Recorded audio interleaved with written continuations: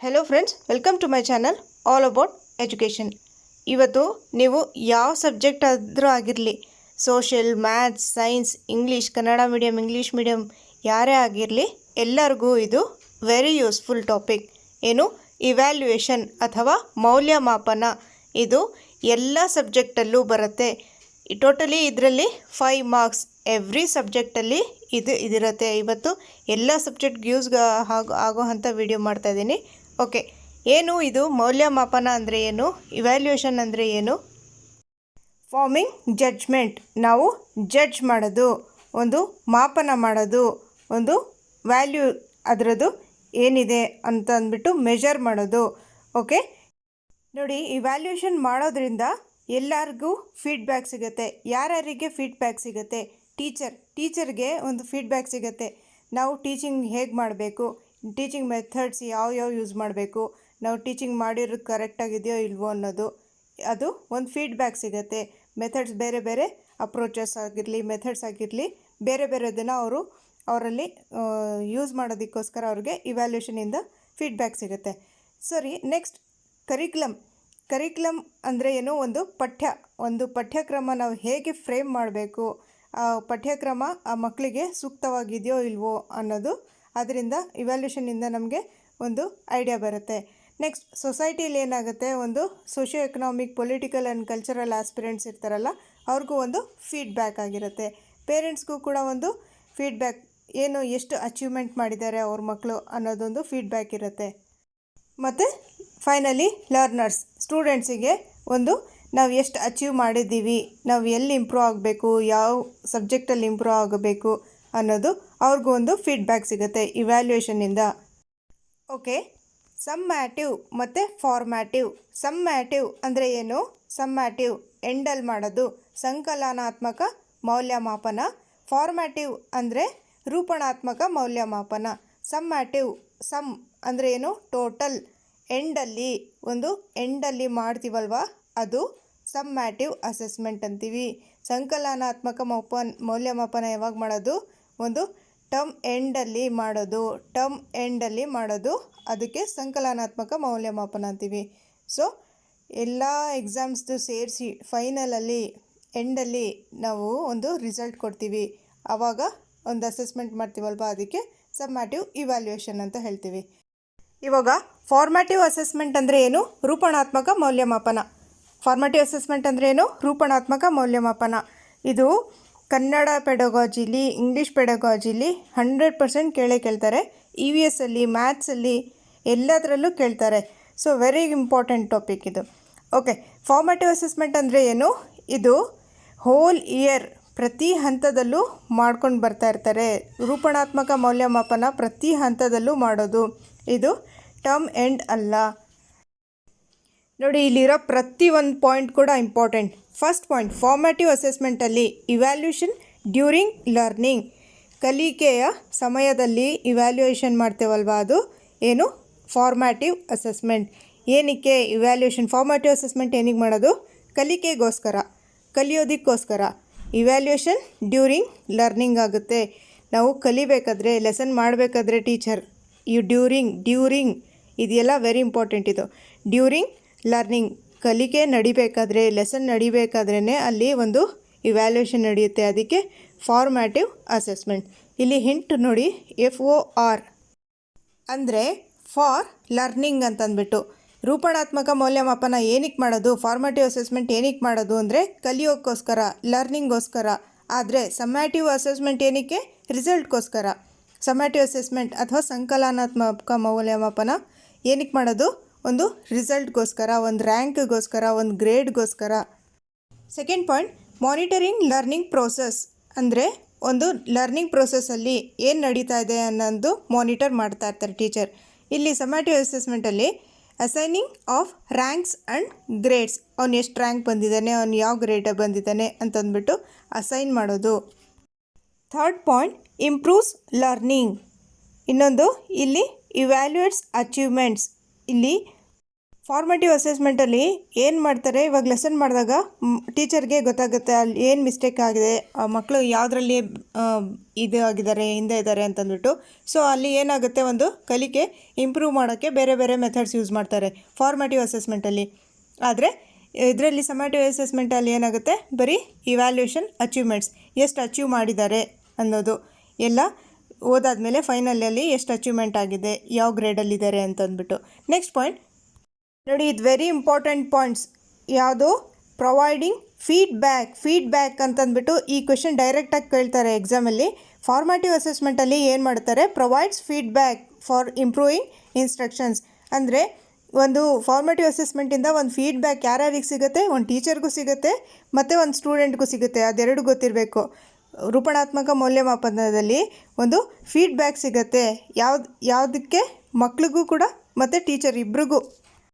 Summative ಅಸೆಸ್ಮೆಂಟಲ್ಲಿ comparison through standardised test ಅಂದರೆ ಏನು, ನೀವು ಮುಂದೆ ವಿಡಿಯೋಲಿ ನೋಡ್ರಿ.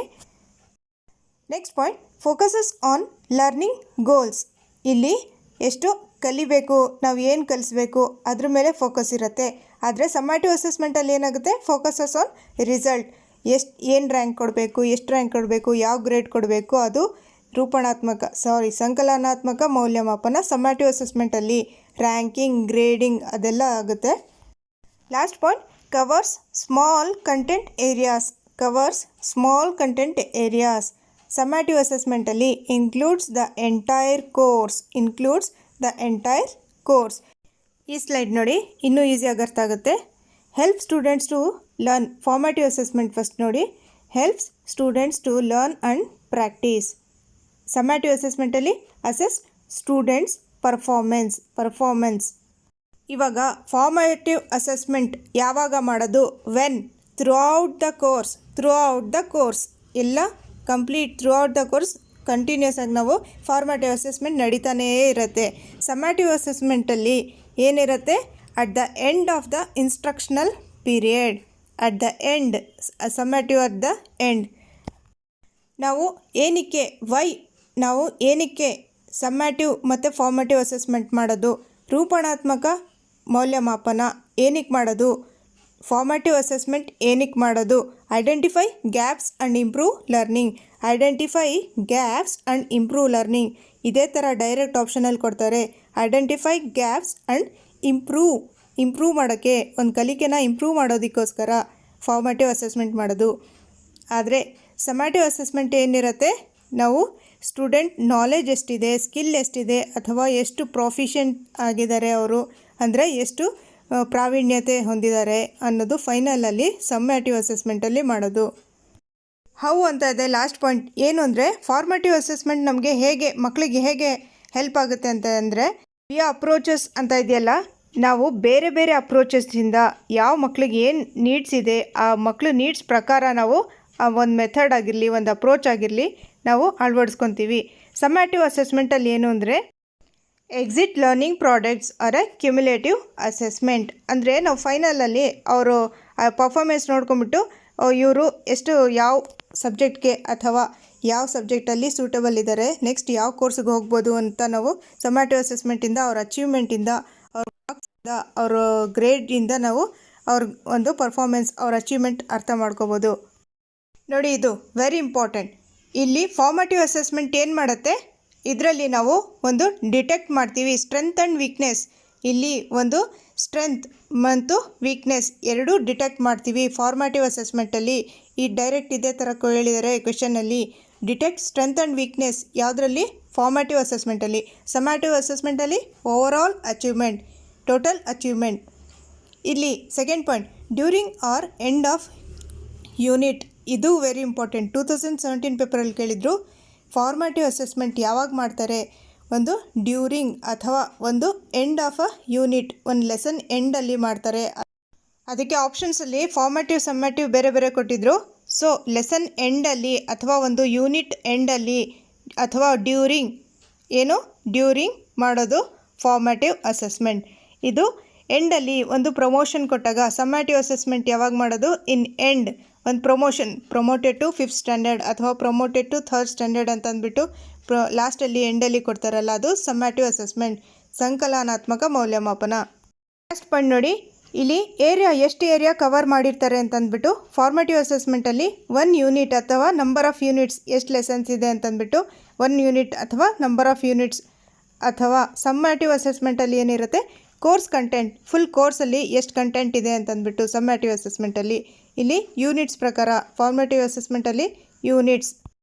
ನೋಡಿ ಇನ್ನೂ ಡೀಟೇಲ್ ಆಗಿ ಹೋಗೋಣ ಇವಾಗ. ಅಸೆಸ್ಮೆಂಟ್ ಫಾರ್ ಲರ್ನಿಂಗ್, ಫಾರ್ ಅಂತ ಹಿಂಟ್ ಕೊಟ್ಟೆ ನಿಮಗೆ. ಕಲಿಕೆಗೋಸ್ಕರ ಮಾಡುವ ಒಂದು ಮೌಲ್ಯಮಾಪನ, ಇದು ರೂಪಣಾತ್ಮಕ ಮೌಲ್ಯಮಾಪನ, ಕಲಿಕೆಗೋಸ್ಕರ. ಓಕೆ, ನಾವು ಯಾಕೆ ಡೀಟೇಲಾಗಿ ಓದಬೇಕು ಅಂದರೆ ಬಹಳ ಡೀಪಾಗಿ ಕೇಳ್ತಾರೆ ಕ್ವೆಶನ್, ಟ್ವಿಸ್ಟ್ ಮಾಡಿ ಕೇಳ್ತಾರೆ. ಡೈರೆಕ್ಟ್ ಕ್ವೆಶನ್ಸ್ ಕೇಳೋದು ಬಹಳ ಕಡಿಮೆ, ಟ್ವಿಸ್ಟ್ ಮಾಡಿ ಕೇಳ್ತಾರೆ. ಸ್ವಲ್ಪ ಡೀಪಾಗಿ ಹೋಗಬೇಕು ಇದಕ್ಕೆ. ನೋಡಿ, feedback verbal or return. Verbal ಅಂದರೆ ನಿಮಗೆ ಗೊತ್ತು, ಅದು ಬಾಯಿಂದ ಹೇಳೋದು. ರಿಟರ್ನ್ ಅಂತಂದರೆ ಬರೆದ್ಬಿಟ್ಟು ಹೇಳ್ತಾರೆ, ಫೀಡ್ಬ್ಯಾಕ್ ಕೊಡ್ತಾರೆ ಟೀಚರ್ಸ್ ಮಕ್ಕಳಿಗೆ. ಸೊ ಇಲ್ಲಿ ಏನಿರುತ್ತೆ, ಎಂಫಸೈಸಸ್ ಸ್ಟ್ರೆಂತ್. ನೋಡಿ, ರೂಪಣಾತ್ಮಕ ಮೌಲ್ಯಮಾಪನದಿಂದ ಏನಾಗುತ್ತೆ, ಫಾರ್ ಟೀಚರ್ಸ್ ಚೆಕ್ ಅಂಡರ್ಸ್ಟ್ಯಾಂಡಿಂಗ್. ಏನು ಮಾಡ್ತಾರೆ, ಮಕ್ಕಳಿಗೆ ಎಷ್ಟು ಅರ್ಥ ಆಗಿದೆ ಅಂತಂದ್ಬಿಟ್ಟು ಚೆಕ್ ಮಾಡಿಬಿಟ್ಟು adjust instruction occurrence throughout the learning process. ಅಂದರೆ ಇವಾಗ ಯಾವಾಗ ಮಾಡೋದು ಫಾರ್ಮೇಟಿವ್ ಅಸೆಸ್ಮೆಂಟ್ ಯಾವಾಗ ಮಾಡೋದು, throughout the learning process. ಕಲಿಕೆ ಆಗಬೇಕಾದ್ರೆ throughout the learning process. ನೋಡಿ next, assessment of learning. Formative ಏನಿರುತ್ತೆ, ಅಸೆಸ್ಮೆಂಟ್ ಫಾರ್ ಲರ್ನಿಂಗ್, ಕಲಿಕೆಗೋಸ್ಕರ ಫಾರ್ಮೇಟಿವ್ ಅಸೆಸ್ಮೆಂಟ್ ಮಾಡ್ತೀವಿ. ಇಲ್ಲಿ ಸಮ್ಮೇಟಿವ್ ಅಸೆಸ್ಮೆಂಟಲ್ಲಿ ಅಸೆಸ್ಮೆಂಟ್ ಆಫ್ ಲರ್ನಿಂಗ್. ಇಲ್ಲಿ ಫಸ್ಟ್ ಗ್ರೇಡ್ಸ್. ನೋಡಿ, ಗ್ರೇಡ್ಸ್ ಏನು, accompanied by a number or letter grade, numbers ಅಥವಾ ಗ್ರೇಡ್ ಕೊಡ್ತೀವಿ. Next, compares one students achievement with standards ಏನು ಅಚೀವ್ಮೆಂಟ್ ಎಷ್ಟು ಮಾಡಿದ್ದಾರೆ ಅನ್ನೋದು ಒಂದು ರಿಸಲ್ಟ್ ಕೊಡೋದು ಲಾಸ್ಟಲ್ಲಿ.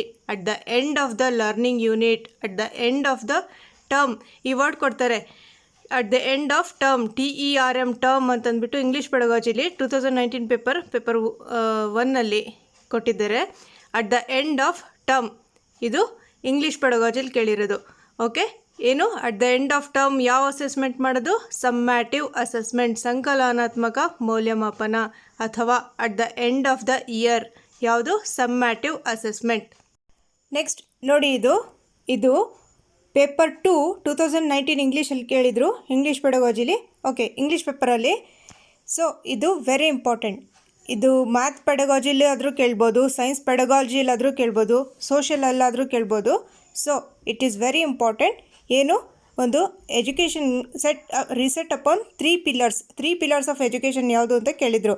ಸೊ ಏನು ಅದು, ಯಾವುದಿದು, ಇವ್ಯಾಲ್ಯೂಯೇಷನ್ 3 ಇದ್ರ ಮೇಲೆ ನಿಂತಿರುತ್ತೆ. ಯಾವುದು ಅಂತಂದರೆ ಆಬ್ಜೆಕ್ಟಿವ್ಸ್ ಅಂದರೆ ಉದ್ದೇಶಗಳು, ಲರ್ನಿಂಗ್ ಎಕ್ಸ್ಪೀರಿಯನ್ಸಸ್ ಅಂದರೆ ಕಲಿಕಾ ಎಕ್ಸ್ಪೀರಿಯನ್ಸಸ್, ಕಲಿಕಾ ಅನುಭವಗಳು, ಮತ್ತು ಇವ್ಯಾಲ್ಯೂಯೇಷನ್ ಟೆಕ್ನಿಕ್ಸ್ ಮೌಲ್ಯಮಾಪನ. ಈ 3 ಮೇಲೆ ಒಂದು ಎಜುಕೇಷನ್ ಸೆಟ್ ಆಗಿರುತ್ತೆ. ಎಜುಕೇಷನ್ ಪ್ರೋಸೆಸ್ ಈ 3 ಮೇಲೆ ಒಂದ್ರ ಮೇಲೊಂದು ಡಿಪೆಂಡ್ ಆಗಿರುತ್ತೆ. ಇದಕ್ಕೆ ರಿಲೇಟೆಡ್ ಕ್ವೆಶನ್ ನೋಡಿದಾಗ ನಿಮಗೆ ಗೊತ್ತಾಗುತ್ತೆ ಹೇಗೆ ಕೇಳಿದ್ದಾರೆ ಅಂತಂದ್ಬಿಟ್ಟು. ಅಕಸ್ಮಾತ್ ನೀವು ಲಾಸ್ಟ್ ಇಯರ್ ಬರೆದಿದ್ರೆ 2020 ಅಥವಾ 2019ನಲ್ಲಿ ಬರೆದಿದ್ರೆ ನಿಮಗೆ ಐಡಿಯಾ ಇರುತ್ತೆ ಹೇಗೆ ಕೇಳ್ತಾರೆ ಪ್ರಶ್ನೆ ಅಂತಂದ್ಬಿಟ್ಟು. ಮ್ಯಾಥ್ಸ್ ಪೆಡಗಾಜಿಲಿ ಕೇಳಿದರು. ನೋಡಿ, ಈ ಕ್ವೆಶನ್ 2019 ಪೇಪರಲ್ಲಿ, ಪೇಪರ್ 2 ಅವ್ರದ್ದು. Choose the word that does not belong to the group, observation, checklist, rating scale, questionnaire. ಈ ಥರ ಇದೆ ಕ್ವೆಶನ್. ಇವಾಗ ನೋಡಿ, ಇದೆಷ್ಟು ಕಷ್ಟ ಆಗುತ್ತೆ. ಇದರಲ್ಲಿ ಯಾವುದೋ ಆಪ್ಷನ್ ಅಬ್ಸರ್ವೇಷನ್, ಈ ಚೆಕ್ ಲಿಸ್ಟ್, ರೇಟಿಂಗ್ ಸ್ಕೇಲ್, ಕ್ವೆಶನೇರ್ ಅದು ಒಂದು ಗ್ರೂಪಲ್ಲಿ ಬರುತ್ತೆ. ಅಬ್ಸರ್ವೇಷನ್ ಅದು ಆ ಗ್ರೂಪಲ್ಲಿ ಬರೋದಿಲ್ಲ. ಇದಕ್ಕೆಲ್ಲ ಏನು ಹೇಳ್ತೀವಿ, ಇದೆಲ್ಲ ಏನಿದು ಟೂಲ್ಸ್ ಆಫ್ ಅಸೆಸ್ಮೆಂಟ್. ಇದೆಲ್ಲ ಚೆಕ್ ಲಿಸ್ಟ್ ಆಗಿರಲಿ, ರೇಟಿಂಗ್ ಸ್ಕೇಲ್, ಕ್ವೆಶನೇರ್, ರೂಬ್ರಿಕ್ಸ್, ಇದೆಲ್ಲ ಟೂಲ್ಸ್ ಆಫ್ ಅಸೆಸ್ಮೆಂಟ್. ಪೇಪರ್ 1ನಲ್ಲಿ EVS ಅಲ್ಲಿ ಕೇಳ್ತಾರೆ, checklist, rating scale, questionnaire ಇದು ಯಾವುದ್ರಲ್ಲಿ ಬರುತ್ತೆ, ಇದು ಫಾರ್ಮೇಟಿವ್ ಅಸೆಸ್ಮೆಂಟಲ್ಲಿ ಬರುತ್ತೋ ಸಮ್ಮೇಟಿವ್ ಅಸೆಸ್ಮೆಂಟಲ್ಲಿ ಬರುತ್ತೋ ಅಂತಂದ್ಬಿಟ್ಟು. ಸೊ ನಾನೊಂದು ವಿಡಿಯೋ ಮಾಡಿದ್ದೀನಿ, ಮತ್ತು ಇನ್ನೊಂದು ಸರಿ EVSದೊಂದು ಸಪ್ರೇಟ್ ವಿಡಿಯೋ ಮಾಡ್ತೀನಿ, EVS ಪೆಡಗಾಜಿದು. Okay, next types of test ಯಾವುದ್ಯಾವುದು, achievement test, standardised achievement test, the aptitude test, proficiency test, diagnostic test. ಇದೆಲ್ಲ ನಾನು ವಿಡಿಯೋಸ್ ಮಾಡಿದ್ದೀನಿ, ಅಂದರೆ ಇನ್ನೊಂದು ಸತಿ ಇವಾಗ ಹೇಳ್ಕೊಡ್ತೀನಿ, ಡೋಂಟ್ ವರಿ. ಅಚೀವ್ಮೆಂಟ್ ಟೆಸ್ಟ್ ಮತ್ತು ಡಯಾಗ್ನೋಸ್ಟಿಕ್ ಟೆಸ್ಟ್ ಬಗ್ಗೆ ಕಂಪಲ್ಸರಿ ಕ್ವೆಶನ್ ಕೇಳ್ತಾರೆ. ಅಚೀವ್ಮೆಂಟ್ ಟೆಸ್ಟ್ ಯಾವುದಾದ್ರೂ ಇದರಲ್ಲಿ ಕೇಳ್ಬೋದು, ಬಟ್ ಕಂಪಲ್ಸರಿ ಕೇಳ್ತಾರೆ ಅನ್ನೋದು achievement test, diagnostic test compulsory. ಯಾವುದರಲ್ಲಿ? ಚೈಲ್ಡ್ ಡೆವಲಪ್ಮೆಂಟ್ ಪೆಡಗಾಜಿಲಿ ಕೇಳ್ಬೋದು, ಇಂಗ್ಲೀಷ್ ಪೆಡಗಾಜಿಲಿ ಯೂಶ್ವಲಿ ಕೇಳೋದಿದು ಇಂಗ್ಲೀಷ್ ಪೆಡಗಾಜಿಲಿ. ಓಕೆ, ಇವಾಗ ಅಚೀವ್ಮೆಂಟ್ ಟೆಸ್ಟಲ್ಲಿ ಆಫ್ 2 ಟೈಪ್ಸ್. ಅಚೀವ್ಮೆಂಟ್ ಟೆಸ್ಟಲ್ಲಿ 2 ಟೈಪ್ಸ್ ಇದೆ. ಯಾವುದದು?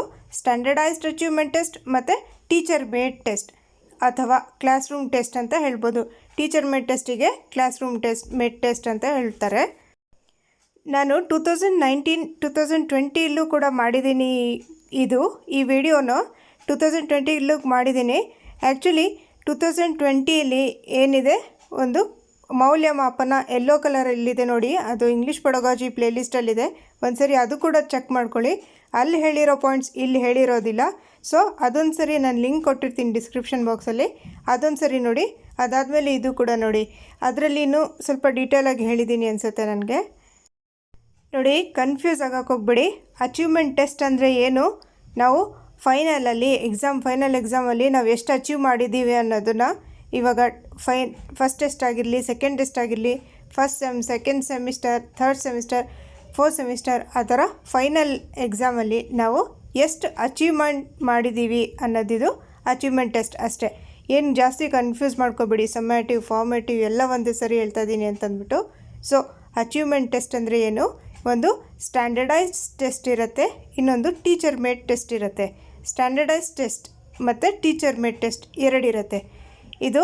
ಅದ್ರ ಬಗ್ಗೆ ನೀವು ಸ್ಟಡಿ ಮಾಡೋದು ಬೇಡ. ಅದರಲ್ಲಿ ಸ್ಟ್ಯಾಂಡರ್ಡೈಸ್ಡ್ ಟೆಸ್ಟಲ್ಲಿ ಇಂಪಾರ್ಟೆಂಟ್ ನಮಗಿವಾಗ ಎಕ್ಸಾಮಲ್ಲಿ ಏನು ಕೇಳೋದು, ಎಕ್ಸಾಮಲ್ಲಿ ಇವಾಗ ಕಾರ್ಟೆಟ್ ಎಕ್ಸಾಮಲ್ಲಿ ಸ್ಟ್ಯಾಂಡರ್ಡೈಸ್ಡ್ ಟೆಸ್ಟ್ ಬಗ್ಗೆ ಕೇಳ್ತಾರೆ ನೋಡಿ. ಇದು ಸ್ಟ್ಯಾಂಡರ್ಡೈಸ್ಡ್ ಟೆಸ್ಟಲ್ಲಿ ಏನಿರುತ್ತೆ, ಒಂದು ಸಬ್ಜೆಕ್ಟಿವ್ ಟೈಪ್ ಟೆಸ್ಟ್ ಮತ್ತು ಆಬ್ಜೆಕ್ಟಿವ್ ಟೈಪ್ ಟೆಸ್ಟ್ ಅಂತ ಇರುತ್ತೆ.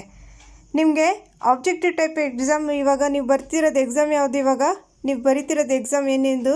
ಆಬ್ಜೆಕ್ಟಿವ್ ಟೈಪ್ ಕ್ವೆಶನ್ಸ್ ಇರುತ್ತೆ. ಆಬ್ಜೆಕ್ಟಿವ್ ಟೈಪ್ ಕ್ವೆಶನ್ಸ್ ಅಂದರೆ ಏನು? ಮಲ್ಟಿಪಲ್ ಚಾಯ್ಸ್ ಕ್ವೆಶನ್ಸ್ ಇರುತ್ತೆ ಅದರಲ್ಲಿ. ಇನ್ನು ಹೇಳ್ತೀನಿ ಅದ್ರ ಬಗ್ಗೆ ಡೀಟೇಲ್. ಇವಾಗ ಸಬ್ಜೆಕ್ಟಿವ್ ಟೈಪ್ ಕ್ವೆಶನ್ಸ್ ಯಾವುದು, ಅದರಲ್ಲಿ ಏನೇನು ಇರುತ್ತೆ ಅಂತ ಕ್ವೆಶನ್ ಕೇಳ್ತಾರೆ. ಸಬ್ಜೆಕ್ಟಿವ್ ಟೈಪ್ ಟೆಸ್ಟಲ್ಲಿ ಏನಿರುತ್ತೆ? Short answer type, essay type. ನೋಡಿ ಫ್ರೆಂಡ್ಸ್, ಇದ್ರದ್ದು ನಾನು ಲಿಂಕ್ ಕೊಟ್ಟಿರ್ತೀನಿ. ಇದುವರೆಗೂ ನಾನು ಈ ವಿಡಿಯೋಲಿ ಎಲ್ಲ ಇಂಗ್ಲೀಷಲ್ಲಿ ಹೇಳಿದ್ದೀನಿ, ಅದು ಇಂಗ್ಲೀಷ್ ಪೆಡಗಾಜಿಗೆ ಯೂಸ್ ಆಗುತ್ತೆ. ಇನ್ನೊಂದು ಕನ್ನಡ ಬೋಧನಾ ಶಾಸ್ತ್ರಕ್ಕೆ ಅಥವಾ ಕನ್ನಡ ಪೆಡಗಾಜಿಗೆ ನಿಮ್ಗೆ ಯೂಸ್ ಆಗೋವಂಥದ್ದು ಈ ಯೆಲ್ಲೋ ಕಲರಲ್ಲಿ ಕಾಣಿಸ್ತಿದೆಯಲ್ಲ, ಕಾರ್ಟೆಟ್ ಇವ್ಯಾಲ್ಯೂಯೇಷನ್ ಅಂತಂದ್ಬಿಟ್ಟು ಮೌಲ್ಯಮಾಪನದ ಬಗ್ಗೆ ಒಂದು ಡೆಫಿನಿಷನ್ ಜೊತೆ ಏನು ಕ್ವೆಶನ್ ಪೇಪರಲ್ಲಿ ಕೇಳಿದ್ರೋ ಅದೇ ರೀತಿ ಡೆಫಿನಿಷನ್ ಜೊತೆ ಇವ್ಯಾಲ್ಯೂಯೇಷನ್ ಬಗ್ಗೆ ಮೌಲ್ಯಮಾಪನ ಬಗ್ಗೆ, ಇನ್ನೊಂದು ಸಾಧನ ಪರೀಕ್ಷೆ ಏನು ಅಂದರೆ ಅಚೀವ್ಮೆಂಟ್ ಟೆಸ್ಟ್ ಅಂದರೆ ಏನು, ಒಂದು ನೈದಾನಿಕ ಪರೀಕ್ಷೆ ಅಂದ್ರೇನು, ಡಯಾಗ್ನೋಸ್ಟಿಕ್ ಟೆಸ್ಟ್ ಅಂದರೆ ನೈದಾನಿಕ ಪರೀಕ್ಷೆ, ಅದ್ರ ಬಗ್ಗೆ ಎಲ್ಲ ಇದರಲ್ಲಿ ಕನ್ನಡ ಮೀಡಿಯಮಲ್ಲಿ ಕನ್ನಡ ಪೆಡಗಾಜಿಗೆ ಅಂದರೆ paper 1, paper 2, paper second language English, first language English ಎಲ್ಲರಿಗೂ ಯೂಸ್ ಆಗೋ ಅಂಥದ್ದು ಆ ವಿಡಿಯೋದಲ್ಲಿ ಮಾಡಿದ್ದೀನಿ. ಪ್ಲೀಸ್ ಅದನ್ನು ನೋಡಿ. ನೀವು ಕನ್ನಡ ಪೆಡಗಾಜಿಲಿ ನೀವು ಆರಾಮಾಗಿ 30/30 ಸ್ಕೋರ್ ಮಾಡ್ಬೋದು. ಈ ಸಬ್ಜೆಕ್ಟ್ನ, ಈ ಕಾನ್ಸೆಪ್ಟನ್ನ ನೀವು ಪರ್ಫೆಕ್ಟ್ ಆದರೆ ಏನಾಗುತ್ತೆ, ನಿಮಗೆ ಎಲ್ಲ ಸಬ್ಜೆಕ್ಟ್ಗೂ ಯೂಸ್ ಆಗುತ್ತೆ. ನೋಡಿ, ಅಗೈನ್ ಮೌಲ್ಯಮಾಪನದ ತ್ರಿಮುಖ ಸಂಬಂಧ ಯಾವುದು? Objectives, learning experiences, evaluation. ಉದ್ದೇಶಗಳು, ಅನುಭವ, ಮೌಲ್ಯಮಾಪನ, ಈ 3. ನೋಡಿ, ಇದು ಮೌಲ್ಯಮಾಪನದು ನನ್ನ ವಿಡಿಯೋ, ಅದು ಲಾಸ್ಟ್ ಇಯರ್ ಮಾಡಿರೋ ವಿಡಿಯೋ, 2020 ಮಾಡಿರೋ ವಿಡಿಯೋ ಇದು.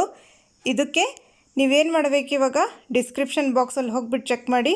ಇದನ್ನೆಲ್ಲ ನಾನು ಕನ್ನಡ ಬೋಧನಾ ಶಾಸ್ತ್ರಕ್ಕೆ ಹೆಲ್ಪ್ ಆಗಂಗೆ, ಅಂದರೆ ಇದೇನಕ್ಕೆ ಕನ್ನಡ ಮೀಡಿಯಮಲ್ಲಿ ಕೊಟ್ಟಿದ್ದೀನಿ ನಾನು ಅಂದರೆ ಬರೀ ಕನ್ನಡ ಬೋಧನಾ ಶಾಸ್ತ್ರಕ್ಕೆ ಆಗಲಿ ಅಂತ ಅಲ್ಲ, ಕನ್ನಡದಲ್ಲಿ ಕನ್ನಡ ಮೀಡಿಯಮ್ವ್ರಿಗೆ ಕನ್ನಡಕ್ಕೂ ಇಂಗ್ಲೀಷ್ ಪೆಡಗಾಜಿಗೂ ಲಿಂಕ್ ಮಾಡೋಕ್ಕೆ ಈಸಿ ಆಗುತ್ತೆ. ಇವಾಗ ನಾನು ಇಂಗ್ಲೀಷ್ ಮೀಡಿಯಮಲ್ಲಿ ಏನಕ್ಕೆ ಮಾಡಿದೆ ಅಂದರೆ ಇಂಗ್ಲೀಷ್ ಮೀಡಿಯಮ್ ಅವರು ಕನ್ನಡ ಪೆಡಗಾಜಿಗೆ ಲಿಂಕ್ ಮಾಡೋಕ್ಕೆ ಈಸಿ ಆಗುತ್ತೆ. ಸೊ ಈ ವಿಡಿಯೋನು ಆ ವಿಡಿಯೋ ಎರಡು ಕೂಡ ಇಬ್ಬರು ನೋಡಬೇಕು. ಕನ್ನಡ ಮೀಡಿಯಮ್ ಆಗಿರಲಿ, ನೀವು ಇಂಗ್ಲೀಷ್ ಮೀಡಿಯಮ್ ಆಗಿರಲಿ. ಈ ವಿಡಿಯೋಲಿ ಏನಾಗುತ್ತೆ, ಇಂಗ್ಲೀಷ್ ಪೆಡಗಾಜಿಲಿ ಇಂಗ್ಲೀಷ್ ಮೀಡಿಯಮ್ ಅವ್ರಿಗೆ ಕನ್ನಡ ಮೀಡಿಯಮ್ ಇಬ್ರಿಗೂ ಹೆಲ್ಪ್ ಆಗುತ್ತೆ. ಆ ವಿಡಿಯೋಲಿ ಲಿಂಕಲ್ಲಿ ನಾನು ಡಿಸ್ಕ್ರಿಪ್ಷನ್ ಬಾಕ್ಸಲ್ಲಿ ಕೊಟ್ಟಿರ್ತೀನಿ. ಆ ವಿಡಿಯೋಲಿ ಏನಿರುತ್ತೆ, ಕನ್ನಡ ಬೋಧನಾ ಶಾಸ್ತ್ರಕ್ಕೆ ಪ್ರತಿಯೊಂದು ಹಂತದಲ್ಲಿ ನಿಮಗೆ ನಾನು ಏನು ಮಾಡಿದ್ದೀನಿ, ಇಂಗ್ಲೀಷ್ ಪೆಡಗಾಜಿಲಿ ಹೇಗೆ ಕೇಳ್ತಾರೆ ಅಂತಂದ್ಬಿಟ್ಟು ಒಂದಕ್ಕೊಂದು ರಿಲೇಟ್ ಮಾಡಿ ನಾನು ಹೇಳ್ಕೊಟ್ಟಿದ್ದೀನಿ. ಸೊ ಇದು ಬಹಳ ಬಹಳ ಇಂಪಾರ್ಟೆಂಟ್. ಇದು ಇಂಗ್ಲೀಷ್ ಪೆಡಗಾಜಿಲಿ ಈ ಥರ ಡೈರೆಕ್ಟ್ ಕ್ವಶನ್ಸ್ ಕೇಳಿದ್ದಾರೆ. ನನ್ನ ಕ್ವಶನ್ ಪೇಪರ್ 2020 ಸಾಲ್ವ್ ಮಾಡಿದ್ನಲ್ಲ, ಅದರಲ್ಲಿ ಏನು ಕೇಳಿದರು, ಒಂದು ಮಲ್ಟಿಪಲ್ ಚಾಯ್ಸ್ ಕ್ವಶನ್ಸ್, ಅದು ಸಬ್ಜೆಕ್ಟಿವ್ ಟೈಪ್ ಕ್ವಶನ್ಸು ಅಥವಾ ಆಬ್ಜೆಕ್ಟಿವ್ ಟೈಪ್ ಕ್ವಶನ್ಸು ಅಂತ ಕೇಳಿದರು. ಸೊ ಇವಾಗ ಫುಲ್ ವಿಡಿಯೋ ಇವಾಗಲೇ ಹೋಗ್ಬಿಟ್ಟು ಇದಾದಮೇಲೆ ಅದನ್ನು ನೋಡಬೇಕು ನೀವು. ನೋಡಿ, ಈ ಕ್ವೆಶನ್ ಹೇಗೆ ಕೇಳ್ತಾರೆ ಅಲ್ಲಿ, ಹೇಗೆ ಕೇಳ್ತಾರೆ ಫಾರ್ಮೇಟಿವ್ ಅಸೆಸ್ಮೆಂಟ್ ಬಗ್ಗೆ. Formative assessment in EVS at primary stage does not include ಅಂತ ಕೇಳಿದ್ದಾರೆ. ಆಪ್ಷನ್ಸ್ ನೋಡೋಣ. Grading and ranking of students, identification of learning gaps of students, identification of deficiency in teaching, fourth enhancement of students learning. So ಇವಾಗ ನಾವು ಏನೇನು ಕಲ್ತ್ವಿ formative ಅಸೆಸ್ಮೆಂಟಲ್ಲಿ, second option identification of learning gaps of students, ಅದು correct, formative ಅಸೆಸ್ಮೆಂಟಲ್ಲಿ ಬರುತ್ತೆ. Third, identification of deficiency in teaching, ಎಲ್ಲಿ ನಮ್ಮ ತಪ್ಪು ಮಾಡ್ತಾಯಿದ್ದೀವಿ ಟೀಚಿಂಗಲ್ಲಿ, ಯಾವ ಮೆಥಡಲ್ಲಿ ತಪ್ಪಾಗಿದೆ ಅನ್ನೋದು, ಅದು ಕರೆಕ್ಟಾಗಿರುತ್ತೆ. Fourth option enhancement of students learning. Enhancement ಅಂದರೆ ಒಂದು ರಿಚ್ ಮಾಡೋದು, ಅದನ್ನು ಸ್ಟೂಡೆಂಟ್ಸ್ ಲರ್ನಿಂಗ್ನ ಒಂದು ಇನ್ನೂ ಚೆನ್ನಾಗಿ ಮಾಡೋದು. ಎನ್ಹ್ಯಾನ್ಸ್ ಮಾಡೋದು ಅಂದರೆ ಇನ್ನೂ ಚೆನ್ನಾಗಿ ಮಾಡೋದು, ಎನ್ಹ್ಯಾನ್ಸ್ಮೆಂಟ್. ಓಕೆ, ಸೆಕೆಂಡ್, ಥರ್ಡ್ ಮತ್ತು ಫೋರ್, ಇದು ಮೂರು ಏನು ಇದೆ ಫಾರ್ಮೇಟಿವ್ ಅಸೆಸ್ಮೆಂಟಲ್ಲಿ ಬರುತ್ತೆ. ಡಸ್ ನಾಟ್ ಇನ್ಕ್ಲೂಡ್ ಅಂತ ಕ್ವಶನಲ್ಲಿ ಕೇಳಿದ್ದಾರೆ. So option number 1 grading and ranking of students ಇದೆಯಲ್ಲ, ಇದು ಯಾವುದ್ರಲ್ಲಿ ಬರುತ್ತೆ, ಗ್ರೇಡಿಂಗ್ ಮತ್ತು ರ್ಯಾಂಕಿಂಗ್ ಯಾವುದ್ರಲ್ಲಿ ಬರುತ್ತೆ, ಸಮ್ಮ್ಯಾಟಿವ್ ಅಸೆಸ್ಮೆಂಟಲ್ಲಿ. ಯಾವುದರಲ್ಲಿ, ಸಂಕಲನಾತ್ಮಕ ಮೌಲ್ಯಮಾಪನದಲ್ಲಿ. Next question, a teacher of class 7th ask students to put their worksheets, observation reports and material collected during a term in a folder. ಒಂದು ಫೋಲ್ಡರಲ್ಲಿ ನೀವೆಲ್ಲ ಇದನ್ನು ಕಲೆಕ್ಟ್ ಮಾಡಿ ಇಡಬೇಕು. ಯಾವುದು, ನಿಮ್ಮ worksheets, observation report, material collected, ಇದೆಲ್ಲ ಏನು ಮಾಡಬೇಕು, ಒಂದು ಫೋಲ್ಡರಲ್ಲೇ ಹಾಕ್ಬಿಟ್ಟು ಇಟ್ಬಿಡಬೇಕು, ಒಂದು ಫೈಲಲ್ಲಿ ಹಾಕ್ಬಿಟ್ಟು ಇಡಬೇಕು ಅಂತ ಹೇಳ್ತಾರೆ. ಈ ಫೋಲ್ಡರ್ಸ್ಗೆ ನಾವೇನು ಹೇಳ್ತೀವಿ, these folders can be called as, option number 1 portfolios ಅಂತ ಹೇಳ್ತೀವಿ ಇದಕ್ಕೆ. ಯಾವುದಕ್ಕೆ, ಒಂದು ವರ್ಕ್ಶೀಟ್ಸ್, ಅಬ್ಸರ್ವೇಷನ್ ರಿಪೋರ್ಟ್ ಮತ್ತು and material collected during the term. ಆ ಸೆಮಿಸ್ಟರಲ್ಲಿ, ಆ ಟರ್ಮಲ್ಲಿ ಎಲ್ಲ ಇದೆಲ್ಲ ವರ್ಕ್ಶೀಟ್ಸ್ ಆಗಿರಲಿ, ಅಬ್ಸರ್ವೇಷನ್ ರಿಪೋರ್ಟ್ಸ್ ಆಗಿರಲಿ, ಎಲ್ಲ ಕಲೆಕ್ಟ್ ಮಾಡಿ ಒಂದು ಇದರಲ್ಲಿ ಫೋಲ್ಡರಲ್ಲಿ ಮಾಡಿರ್ತೀವಿ, ಅದಕ್ಕೇನು ಹೇಳ್ತೀವಿ, ಪೋರ್ಟ್ಫೋಲಿಯೋಸ್. ನೋಡಿ, ಇನ್ನೊಂದು question, the term comprehensive in continuous and comprehensive evaluation means. Continuous and comprehensive evaluation ಅಲ್ಲಿ ಕಾಂಪ್ರಿಹೆನ್ಸಿವ್ ಅಂದರೆ ಏನು, ಆಪ್ಷನ್ ನಂಬರ್ 1, 2 2, ಆಪ್ಷನ್ ನಂಬರ್ 4 ಇದಕ್ಕೆ right answer. Both 1 and 2. Option number 4 ಏನು, ಒಂದು ಸ್ಕೂಲಾಸ್ಟಿಕ್ ಡೆವಲಪ್ಮೆಂಟ್ ಮತ್ತು ಒಂದು ಸ್ಕೂಲಾಸ್ಟಿಕ್ ಡೆವಲಪ್ಮೆಂಟ್ ಎರಡೂ ಆಗಿರುತ್ತೆ. ಕಂಟಿನ್ಯೂಸ್ ಆ್ಯಂಡ್ ಕಾಂಪ್ರಿಹೆನ್ಷನ್ ಇವ್ಯಾಲ್ಯೂಯೇಷನಲ್ಲಿ ಏನಿರುತ್ತೆ, ಸ್ಕೂಲಾಸ್ಟಿಕ್ ಮತ್ತು ಸ್ಕೂಲಾಸ್ಟಿಕ್ ಎರಡು ಡೆವಲಪ್ಮೆಂಟ್ ಆಗಿರುತ್ತೆ. ನೆಕ್ಸ್ಟ್ ಕ್ವೆಶನ್ ನೋಡಿ, continuous and comprehensive evaluation should be adapted by all schools because. ಏನಕ್ಕೆ ಅಂದರೆ ಆಪ್ಷನ್ಸ್ ನಾನು ಜಾಸ್ತಿ ಕೊಟ್ಟಿಲ್ಲ, ಬರೀ ಎರಡೇ ಕೊಟ್ಟಿದ್ದೀನಿ, ಕನ್ಫ್ಯೂಸ್ ಆಗಬಾರ್ದು ಅಂತ.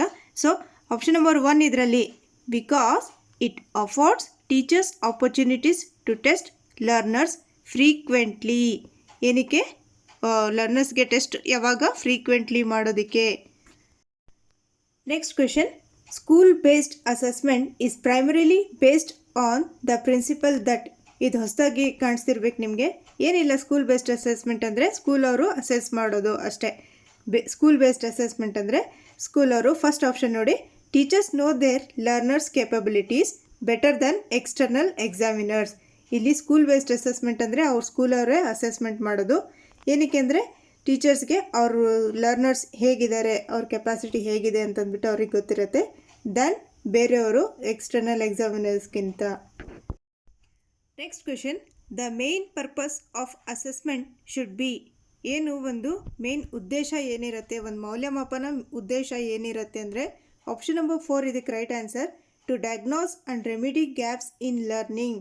ಅವರ ಮಕ್ಕಳ ನ್ಯೂನತೆಗಳು ಏನಿದೆ, ಅವ್ರ ಕೊರತೆ ಏನಿದೆ ಅದನ್ನು ಏನು ಪತ್ತೆ ಹಚ್ಚೋದು ಮತ್ತು ಅವ್ರಿಗೆ ಅದೊಂದು ರೆಮಿಡಿಯಲ್ ಟೀಚಿಂಗ್ ಅಂದರೆ ಏನು, ಒಂದು ಪರಿಹಾರ ಕಂಡುಹಿಡಿಯೋದು. Remedy, gaps in learning. ಪರಿಹಾರ, ರೆಮಿಡಿ ಅಂದರೆ ಪರಿಹಾರ ಕಂಡುಹಿಡಿಯೋದು. ಗ್ಯಾಪ್ಸ್ ಇನ್ ಲರ್ನಿಂಗ್, ಕಲಿಕೆಯಲ್ಲಿ ಒಂದು ಏನಿದೆ ಅಂತಂದ್ಬಿಟ್ಟು ಪತ್ತೆ ಹಚ್ಚಿ ಆ ನ್ಯೂನತೆಗಳನ್ನ ಪತ್ತೆ ಹಚ್ಚಿಬಿಟ್ಟು ಏನು ಮಾಡೋದು, ಅದಕ್ಕೆ ಒಂದು ರೆಮಿಡಿ ಹುಡ್ಕೋದು, ಅದಕ್ಕೊಂದು ಪರಿಹಾರ ಹುಡ್ಕೋದು. ಅದಕ್ಕೋಸ್ಕರ ನಾವು ಒಂದು ಇವ್ಯಾಲ್ಯೂಯೇಷನ್ ಮಾಡೋದು, ಅದಕ್ಕೋಸ್ಕರ ಒಂದು ಮೌಲ್ಯಮಾಪನ ಮಾಡುವುದು. ನೋಡಿ, ಇದೊಂದು ಸ್ವಲ್ಪ ಇಂಪಾರ್ಟೆನ್ಸ್ ಅನಿಸ್ತು ನನಗೆ, ಅದಕ್ಕೆ ಸೆಲೆಕ್ಟ್ ಮಾಡ್ಕೊಂಡಿದ್ದೀನಿ. Among the following choices which does not support continuous development. ಇದಕ್ಕೆ option number 4 right answer. Study by memorising the things and studying only by exam centric approach. ಇಲ್ಲಿ ಬರೀ ಎಕ್ಸಾಮ್ಗೋಸ್ಕರ ಓದೋದು, ಮೆಮೊರೈಸ್ ಮಾಡೋದು, ಬೈ ಹಾರ್ಟ್ ಮಾಡೋದು ಅಥವಾ ರೋಟ್ ಲರ್ನಿಂಗ್ ಮಾಡೋದು, ಇದೆಲ್ಲ option ಇದ್ದಾಗ ಅದೇನಿರುತ್ತೆ, ಅದು ನೆಗೆಟಿವ್ ಪಾಯಿಂಟ್ ಇರುತ್ತೆ. ಪಾಸಿಟಿವ್ ಪಾಯಿಂಟ್ಸ್ ನೋಡಿ, first, second, third. First point, gaining new knowledge. ಇವಾಗ ಹೊಸ ನಾಲೆಜ್ ಕಲಿತಾ ಇದ್ದಾರೆ ಅಂದರೆ ಅಲ್ಲಿ ಒಂದು ಡೆವಲಪ್ಮೆಂಟ್ ಆಗ್ತಾಯಿದೆ, ಒಂದು ವಿಕಾಸ ಆಗ್ತಾಯಿದೆ ಅಂತಂದ್ಬಿಟ್ಟು. Second option, engaging in creative ways of working. ಏನೋ ಒಂದು ಸೃಜನಶೀಲ ಆ್ಯಕ್ಟಿವಿಟೀಸಲ್ಲಿ, ಕೆಲಸದಲ್ಲಿ ತೊಡಗಿರ್ತಾರಲ್ಲ, ಅದು ಏನು ಸೆಕೆಂಡ್ ಆಪ್ಷನ್, ಅದು ಕೂಡ ಒಂದು ವಿಕಾಸ ಆಗಿರುತ್ತೆ. ಥರ್ಡ್ ಆಪ್ಷನ್ ನೋಡಿ, participating in project and group activity. ಒಂದು ಪ್ರಾಜೆಕ್ಟಲ್ಲಿ ಅವರು ಪಾರ್ಟಿಸಿಪೇಟ್ ಮಾಡಿದಾಗ ಅಥವಾ ಒಂದು ಗ್ರೂಪಲ್ಲಿ ಅವರು ಒಂದು ಚಟುವಟಿಕೆಗಳು ಮಾಡಿದಾಗ ಅಲ್ಲೂ ಕೂಡ ಒಂದು ವಿಕಾಸ ಆಗಿರುತ್ತೆ. ಈ ಪಾಯಿಂಟ್ಸ್ 3 ಇದೆಯಲ್ಲ, ಫಸ್ಟ್ 3 ಪಾಯಿಂಟ್ಸ್ ಇದು ನಿಮಗೆ ಯಾವುದಾದ್ರಲ್ಲಿ ಒಂದು ಕನ್ಸ್ಟ್ರಕ್ಟಿವಿಸ್ಟ್ ಅಪ್ರೋಚ್ ಅದರಲ್ಲಿ ರಚನಾವಾದರು ಇದ್ದಾರಲ್ಲ ಅವರೆಲ್ಲ ಇದನ್ನೇ ಹೇಳೋದು. ಯಾವುದೋ ಒಂದು ಪ್ರಾಜೆಕ್ಟ್ ಮೆಥಡ್ ಅವರು ಇದೆಲ್ಲ ಏನು 3 ಪಾಯಿಂಟ್ಸ್ ಇದೆಯಲ್ಲ, ಫಸ್ಟ್ 3 ಪಾಯಿಂಟ್ಸ್ ವೆರಿ ಇಂಪಾರ್ಟೆಂಟ್. ಏನು ಒಂದು ಪ್ಲಸ್ ಪಾಯಿಂಟ್, ಮಕ್ಕಳು ಗ್ರೂಪಲ್ಲಿ ಆಟ ಆಡೋದು ಅಥವಾ ಒಂದು ಸೃಜನಶೀಲ ಕೆಲಸ ಮಾಡೋದು ಅಥವಾ ಒಂದು ಹೊಸ ನಾಲೆಜ್ನ ಕನ್ಸ್ಟ್ರಕ್ಟ್ ಮಾಡ್ತಾ ಇರೋದು, ಇದೆಲ್ಲ ಏನಿರುತ್ತೆ ಪ್ಲಸ್ ಪಾಯಿಂಟ್ ಇರೋದು. ಪಾಸಿಟಿವ್ ಪಾಯಿಂಟ್ಸ್ ಇರುತ್ತಲ್ಲ ಅದು ಕರೆಕ್ಟಾಗಿರುತ್ತೆ. ಎಲ್ಲಿ ನೆಗೆಟಿವ್ ಪಾಯಿಂಟ್ಸ್ ಇರುತ್ತೆ, ಬೈ ಹಾರ್ಟ್ ಮಾಡ್ತಿರೋದು ಅಥವಾ ಒಂದು ಪನಿಷ್ಮೆಂಟ್ ಕೊಡ್ತಿರೋದು ಮಕ್ಕಳಿಗೆ, ಈ ಥರ ಎಲ್ಲ ನೆಗೆಟಿವ್ ಪಾಯಿಂಟ್ಸ್ ಕಾಣಿಸುತ್ತಲ್ಲ, ಅದು ಡಿಲೀಟ್ ಮಾಡಿಬಿಡಿ, ಅದು ರಾಂಗ್ ಇರುತ್ತೆ option. Next question, a teacher designs a test to find out the cause of the poor grades of our learners through. ಯಾವ ಟೆಸ್ಟಿಂದ ಅವರು ಪುವರ್ ಗ್ರೇಡ್ಸ್ ಬರ್ತಾ ಇರುತ್ತೆ, ಅದು ಏನಕ್ಕೆ, ಯಾವ ಟೆಸ್ಟಿಂದ ಅವರು ಕಂಡುಹಿಡಿತಾರೆ ಅಂತಂದ್ಬಿಟ್ಟು. ಸೊ ಇದಕ್ಕೆ ಆಪ್ಷನ್ ನಂಬರ್ 1 ಡಯಾಗ್ನೋಸ್ಟಿಕ್ ಟೆಸ್ಟ್. ಏನಿದು ಡಯಾಗ್ನೋಸ್ಟಿಕ್ ಟೆಸ್ಟ್ ಅಂದರೆ, ಡಯಾಗ್ನೋಸ್ಟಿಕ್ ಟೆಸ್ಟ್ ಅಥವಾ ನೈದಾನಿಕ ಪರೀಕ್ಷೆ. ಏನು ಮಕ್ಕಳಲ್ಲಿ ಏನು ಕೊರತೆ ಇದೆ, ಏನು ಡಿಫಿಷಿಯನ್ಸಿ ಇದೆ ಅದನ್ನು ಕಂಡುಹಿಡಿಯೋದು. ಫಸ್ಟ್ ಒಂದು ಇನ್ಸ್ಟ್ರಕ್ಷನ್ಗಿಂತ ಮುಂಚೆ, ಯಾವುದೇ ಒಂದು ಪಾಠ ಹೇಳ್ಕೊಡೋಕ್ಕಿಂತ ಮುಂಚೆ ಏನು ಪ್ರಾಬ್ಲಮ್ ಇದೆ ಮಕ್ಕಳಲ್ಲಿ, ಏನು ಕಾಸ್ ಇದೆ ಅಥವಾ ಏನು ಡಿಫಿಷಿಯನ್ಸಿ ಇದೆ, ಮಕ್ಕಳಲ್ಲಿ ಏನು ಕೊರತೆ ಇದೆ ಅದನ್ನು ಫೈಂಡ್ ಔಟ್ ಮಾಡೋದು, ಅದು ಡಯಾಗ್ನೋಸ್ಟಿಕ್ ಟೆಸ್ಟ್. ಇವಾಗ ಡಾಕ್ಟ್ರ್ ಹತ್ರ ಹೋಗ್ಬಿಟ್ಟು ನೀವು ಏನೋ ಒಂದು ಪ್ರಾಬ್ಲಮ್ ಇರುತ್ತೆ, ನೀವು ಅದಕ್ಕೆ ಹೋಗ್ಬಿಟ್ಟು ಏನಿದೆ ನಿಮಗೆ ಅಂತಂದ್ಬಿಟ್ಟು ಫಸ್ಟ್ ಅವ್ರು ಕೇಳ್ತಾರೆ, ನಿಮ್ಗೇನು ಪ್ರಾಬ್ಲಮ್ ಇದೆ ಅಂತ ಕೇಳ್ತಾರೆ, ಅದು ಟ್ರೀಟ್ಮೆಂಟ್ ಕೊಡೋಕ್ಕಿಂತ ಮುಂಚೆ. ಅದೇ ಥರ ಇಲ್ಲಿ ಡಯಾಗ್ನೋಸ್ಟಿಕ್ ಟೆಸ್ಟಲ್ಲಿ ಏನು ಮಾಡ್ತಾರೆ, ಒಂದು ಟೀಚರ್ ಡಯಾಗ್ನೋಸ್ಟಿಕ್ ಟೆಸ್ಟ್ ಯಾವಾಗ ಮಾಡ್ತಾರೆ ಅಂದರೆ, ಒಂದು ಏನು ಕಾಸ್ ಇದೆ, ಏನು ನ್ಯೂನತೆ ಇದೆ ಮಕ್ಕಳಲ್ಲಿ ಅದನ್ನು ಫೈಂಡ್ ಔಟ್ ಮಾಡ್ತಾರೆ, ಅದು ಡಯಾಗ್ನೋಸ್ಟಿಕ್ ಟೆಸ್ಟ್, ನೈದಾನಿಕ ಪರೀಕ್ಷೆ.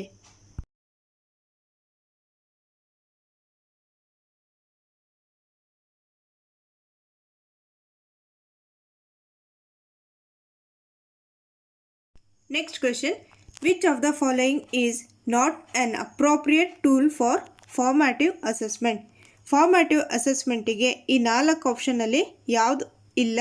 ಇವಾಗ assignment, oral questions, quiz and game, ಮತ್ತು ಇವಾಗ ನೀವು ಪ್ರಾಜೆಕ್ಟ್ ಕೊಡ್ತೀರಾ ಮಕ್ಕಳಿಗೆ ಸ್ಕೂಲಲ್ಲಿ, ಪ್ರಾಜೆಕ್ಟ್ ವರ್ಕ್ ಅದೆಲ್ಲ ಏನಿರುತ್ತೆ, ಒಂದು ಏನಾದರೂ ಒಂದು ಆ್ಯಕ್ಟಿವಿಟೀಸ್ ಕೊಡ್ತೀರಾ ಅಂದರೆ ಹೋಮ್ವರ್ಕ್ ಥರ ಕೊಡ್ತಿರಲ್ಲ, ಅದು ಅಸೈನ್ಮೆಂಟ್ಸ್ ಅಂದರೆ ಇದೆಲ್ಲ ಏನಿರುತ್ತೆ ಯಾವುದ್ರಲ್ಲಿ ಬರುತ್ತೆ, ಇದೆಲ್ಲ ಫಾರ್ಮ್ಯಾಟಿವ್ ಅಸೆಸ್ಮೆಂಟಲ್ಲಿ ಬರುತ್ತೆ.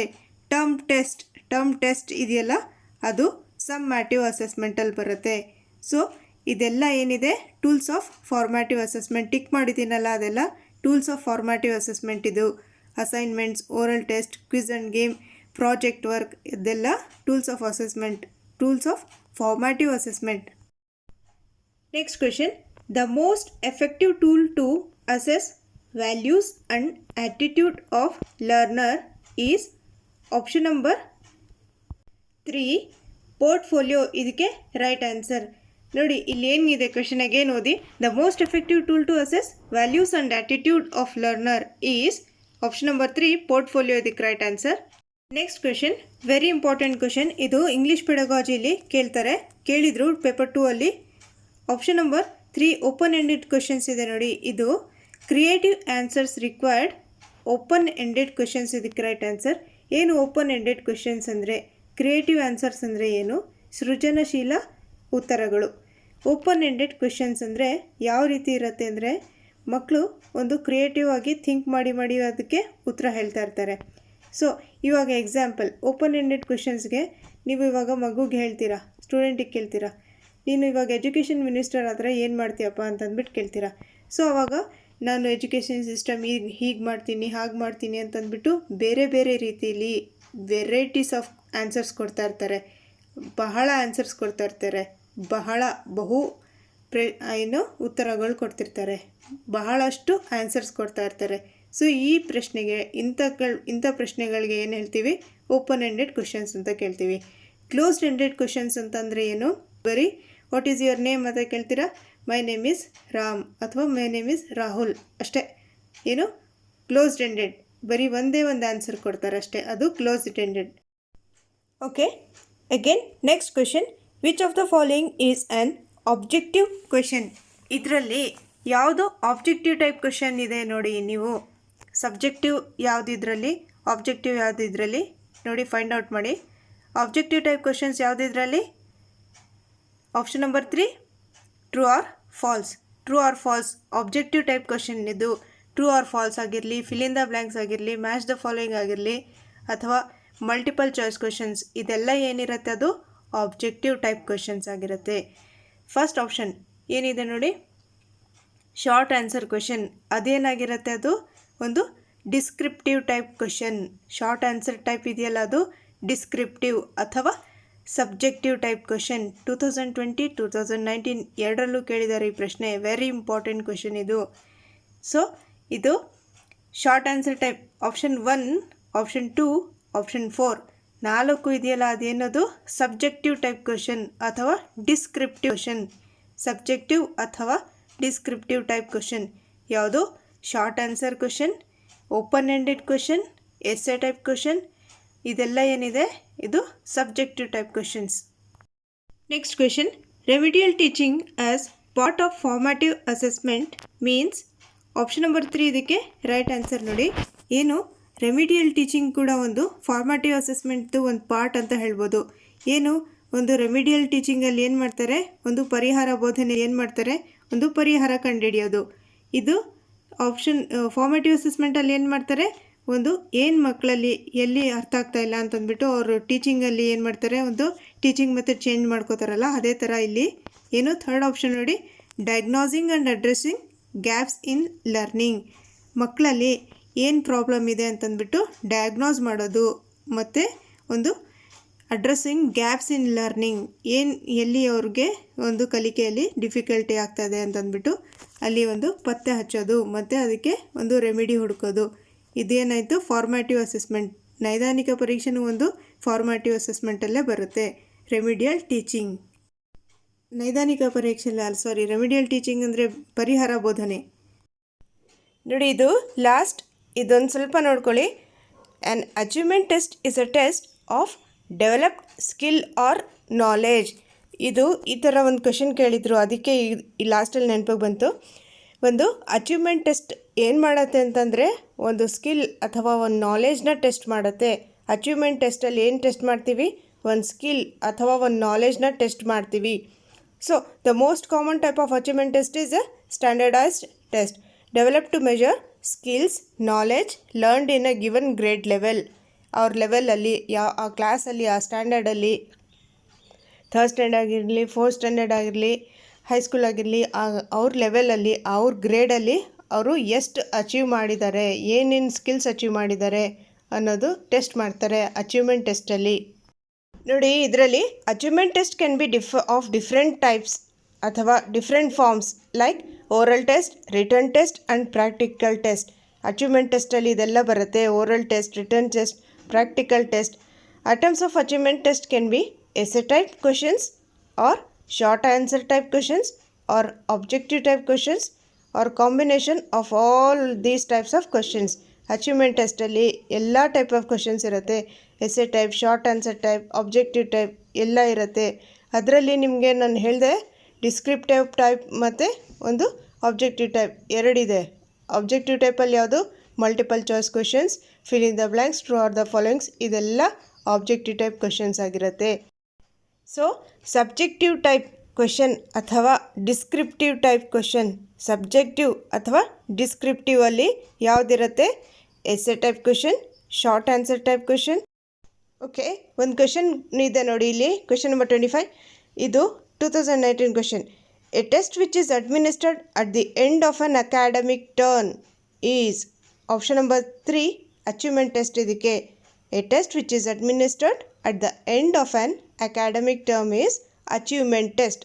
ಎಂಡಲ್ಲಿ ಅಚೀವ್ಮೆಂಟ್ ಟೆಸ್ಟ್ ಮಾಡೋದು, ಎಂಡಲ್ಲಿ ಸಮ್ಮ್ಯಾಟಿವ್ ಅಸೆಸ್ಮೆಂಟ್ ಮಾಡೋದು, ಸಮ್ಮ್ಯಾಟಿವ್ ಎಂಡಲ್ಲಿ ಮಾಡೋದು. ಸೊ ಅಚೀವ್ಮೆಂಟ್ ಟೆಸ್ಟ್ ಯಾವಾಗ? ಎಂಡಲ್ಲಿ ಎಷ್ಟು ಅಚೀವ್ ಮಾಡಿದ್ದಾರೆ ಮಕ್ಕಳು ಅಂತಂದ್ಬಿಟ್ಟು ಅಚೀವ್ಮೆಂಟ್ ಟೆಸ್ಟ್ ಮಾಡೋದು. ಡಯಾಗ್ನೋಸ್ಟಿಕ್ ಟೆಸ್ಟ್ ಮಾಡೋದು ಯಾವಾಗ? ಒಂದು ಇನ್ಸ್ಟ್ರಕ್ಷನ್ ಮಾಡೋಕ್ಕಿಂತ ಮುಂಚೆ ಏನು ನ್ಯೂನತೆ ಇದೆ ಮಕ್ಕಳಲ್ಲಿ, ಏನು ಕೊರತೆ ಇದೆ, ಏನು ಡಿಫಿಷಿಯನ್ಸಿ ಇದೆ ಅನ್ನೋದು ಡಯಾಗ್ನೋಸ್ಟಿಕ್ ಟೆಸ್ಟಲ್ಲಿ ಫಸ್ಟ್ ಡಯಾಗ್ನೋಸ್ ಮಾಡಿ ಪತ್ತೆ ಹಚ್ಚಿ ಆಮೇಲೆ ಆ ಟೆಸ್ಟ್ನ ಕಂಡಕ್ಟ್ ಮಾಡ್ತಾರೆ, ಆಮೇಲೆ ಲೆಸನ್ ಮಾಡ್ತಾರೆ. ಡಯಾಗ್ನೋಸ್ಟಿಕ್ ಟೆಸ್ಟ್ ಯಾವಾಗ ಮಾಡೋದು?